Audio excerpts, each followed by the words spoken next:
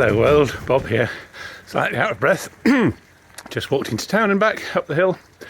Yeah, I've just recently published part one of my steering box sort of recovery video, and I talked about part two. I've actually decided I think I'm going to make three parts. That's 3 times the value. This makes it, you know, cinematographic, just as good as the Lord of the Rings, honestly.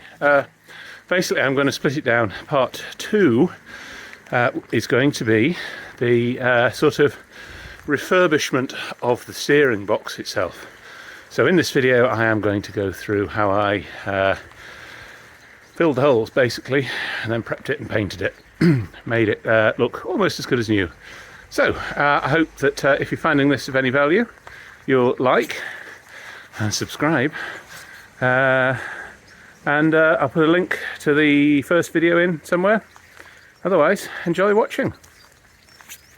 Okay, so a little update on the steering box. Here it is. Now, what I'm hoping to do, as I think I've said, is to repair this. And I'm using some of this JB steel stick.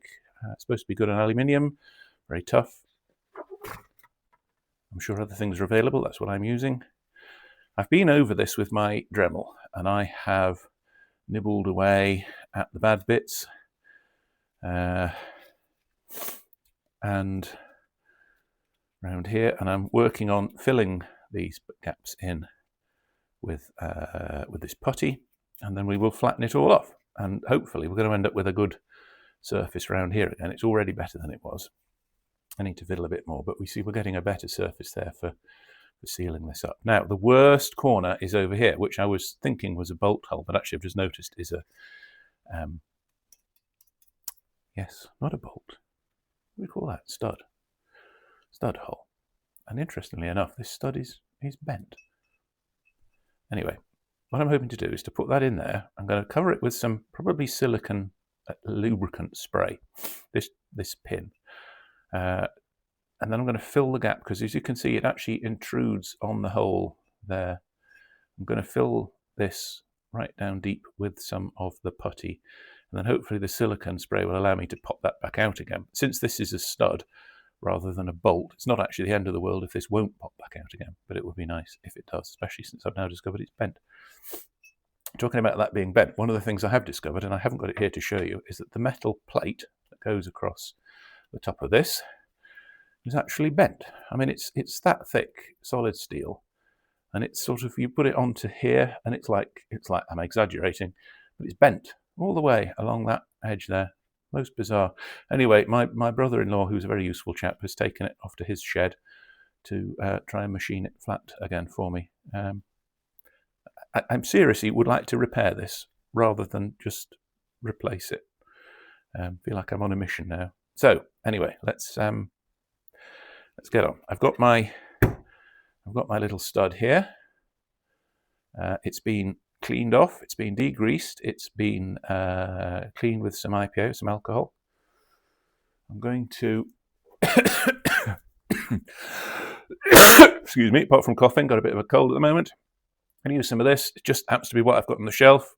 I think maybe I'll take a piece of paper.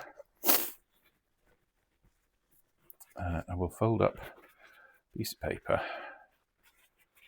and I'll put this on the piece of paper. Try not to get the stuff absolutely everywhere. And I don't want to get it on the actual part, of course. That would be foolish. There we go. So let's spray it on all over. Give it a bit of a wipe. Make sure we've got all those surfaces. Okay. And I'm going to put that end into the casing. So I'm going to insert that into the casing until it bottoms out like that. Okay. Now, put that back on the shelf. To slice some of this off. Exciting, this stuff. I used to get milliput when I was a lad for modelling purposes, and this is very much like that, but I suspect a good deal stronger. You peel the little foil sticker off the end, you pick up a knife, take care not to mix too much. Basically, you just you slice a piece off a little bit at a time, because it's a very fast working time. It's now epoxy used to have nice long open times. You know, you used to be able to work it for half an hour or something, and now it goes off into all 5 minutes, all rapid stuff. It's a nuisance. There's a lot to be said. Listen, I hope you're listening, Araldite and JB Weld. There's a lot to be said for slow epoxy. Right, so I'll put that somewhere. Put the sharp thing away before I forget and regret it. I'm just going to go and find something pointed that I can use to push the putty into a hole. Do that. So I'm going to unpeel this. You can see it's got like a sandwich of stuff. What stops it going off on that boundary layer? I have no idea. But anyway, you peel the wrapping off, and then you just you can knead it. You knead it for a while until it's all gone one uniform colour, and then you go, oh no, I've not got very long now. Sniff. Knead, knead, knead. Actually goes quite nice, especially I'm heating it up. As I do this, it's heating up, it's getting a better texture. You can feel when it starts to go off, it starts to set. It starts to set. I think that's probably pretty much there. You see that? What a nice uniform colour now. So I want to try and keep the actual stud in there, whilst forcing this stuff down, all the way down into there. Give it a good squish in. There should be lots of nice keying in there for things to hold on to, hopefully. And we do also have not just that bigger hole, there's a crack along here I want to try and get stuff into.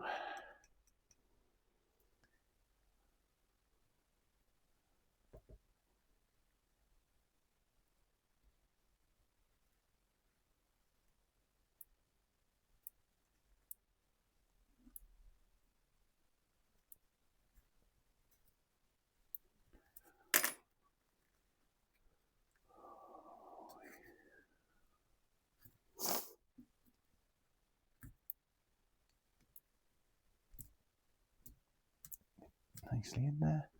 It's good that it's a nice contrasting colour with the aluminium. Actually, it's easy to see where it is. Right, so I've done all that. I want to make sure I want to try and get around this corner as well.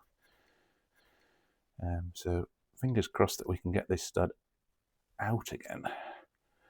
We should be able to ultimately sort of, not quite machine, but sand all this flat enough for the purpose. Just twist that a bit just to make sure we're not stuck. Okay, so that's all looking nice. I've filled up the contour. I might as well just use a bit more to get a few more of these pinholes I've cleaned out. Let's fill those in. I'm going to have fun with sandpaper later on, aren't I? Lots of fun with sandpaper.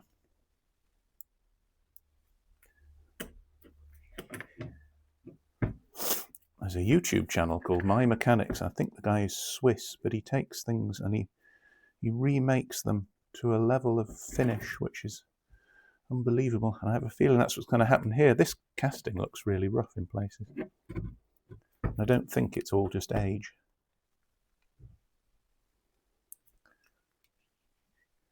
I think this one is beginning to set. It's just starting to get a bit more sort of solid. Try not to get that into the threads there. There. I'll find a flat surface of it with some nice sandpaper on it, some emery paper eventually, and flatten these mating surfaces, these gasket surfaces off. And then I'll be able to see whether I need to put any more putty in anywhere. Okay, should have had long enough to at least start setting there. I don't want to leave it too long. Let's see if we can get this out without It seems to be turning. There we go. See that? Not looking bad, is it? Huh? Good. Excellent. Leave that properly to cure now.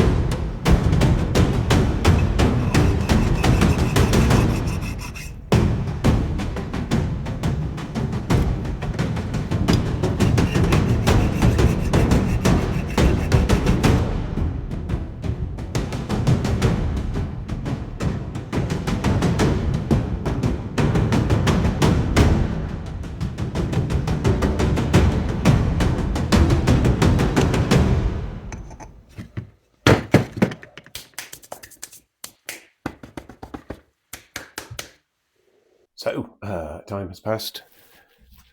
I have I've sort of fettled this. I've put lots of putty on it. It is looking a lot better. And I've been over it, dremeled it, and sanded it, and filed it. And now I need to do the next stage of processing it. We've got these three faces. We've got that one there, we've got that face there, and that face there, and all of those faces need to be reasonably flat. It's not under pressure, it's not hot, it's not a racing car engine, so flat enough to join up, especially if I put gallons of RTV in there. So what I'm going to do is I've found a reasonably flat surface, aka this kitchen piece. Got a piece of glass because that's famously flat. I'm going to glue some sandpaper to it, and we're going to lap it on there, try and polish it out. And yeah, so we'll see how we go. This is wet and dry, so let's wet and dry it. Start with a big edge, shall we?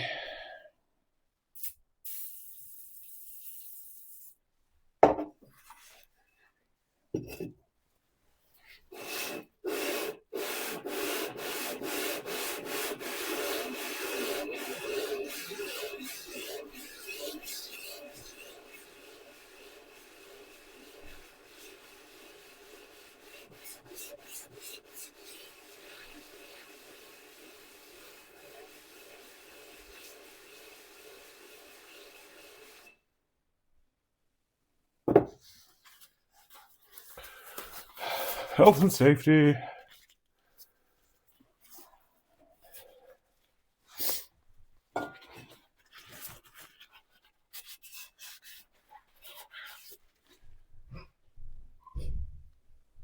It's going to take a while, which is to be expected, I guess.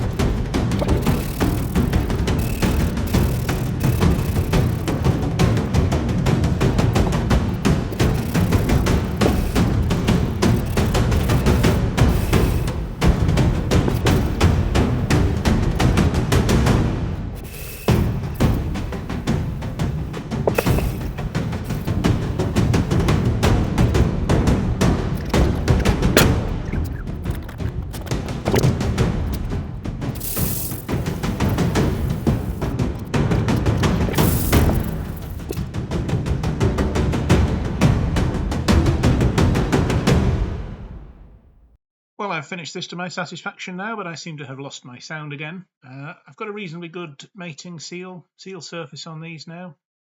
Happy with that, given what it's going to be used for. And now I've covered it with a coating of acid etch primer. You need to use acid etch on aluminium before you try to paint it, or the paint won't stick. Simple as that.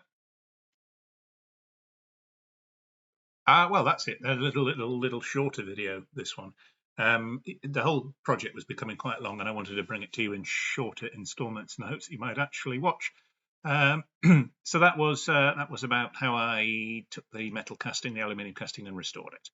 In the next video, I will basically reassemble the steering box and adjust it, and then stick it back in the Land Rover.